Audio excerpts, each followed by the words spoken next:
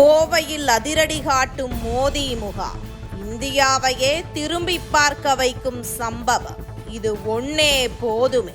அரசியல் என்பது வெறும் அதிகாரம் சார்ந்த பதவி அல்ல. அது அடிமட்ட மக்களின் கண்ணீரை துடைக்கும் மகத்தான சேவை என்பதை தனது ஒவ்வொரு செயலிலும் நிரூபித்து வருகிறார் வானதி சீனிவாசன். பாரத பிரதமர் நரேந்திர மோடியின் மக்கள் நல திட்டங்கள் கோடிக்கணக்கான இந்தியர்களுக்கு கிடைப்பது ஒருபுறம் இருக்க, அவை தகுதி உள்ள ஒவ்வொரு கடைக்கோடி மனிதரையும் தேடி சென்றடைய வேண்டும் என்ற நோக்கில் அவர் உருவாக்கிய மோடி முகாம் திட்டம் இந்திய அரசியலுக்கே ஒரு புதிய வழிகாட்டியாக திகழ்கிறது.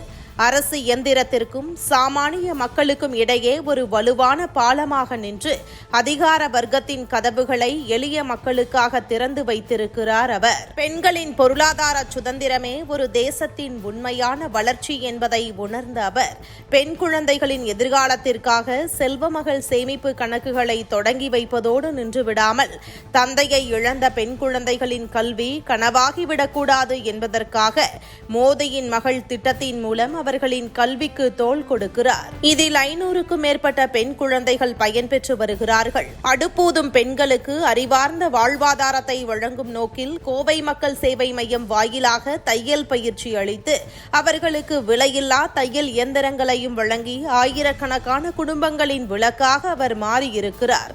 இந்த திட்டத்தின் மூலம் 2000 பெண்களின் வாழ்க்கையில் ஒளியை ஏற்றியிருக்கிறார் வானதி சீனிவாசன். அது மட்டுமல்லாமல் மக்களின் ஆரோக்கியமே தேசத்தின் பலம் என்ற உயர்ந்த நோக்கில் உயர்தர மருத்துவ சிகிச்சைகள் ஏழைகளுக்கும் எட்டாக்கணியல்ல என்பதை தொடர்ச்சியான இலவச மருத்துவ மற்றும் கண் பரிசோதனை முகாம்கள் மூலம் உறுதிப்படுத்தி வருகிறார். அவரது மனிதாபிமானம் வெறும் திட்டங்களோடு முடிந்து விடுவது இல்லை.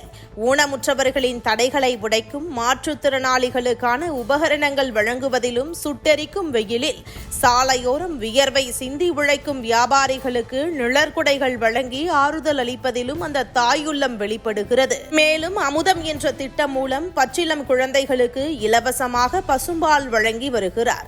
இதுபோல பல்வேறு திட்டங்கள் வகுத்து செயல்படுத்தி வருகிறார் வானதி சீனிவாசன்.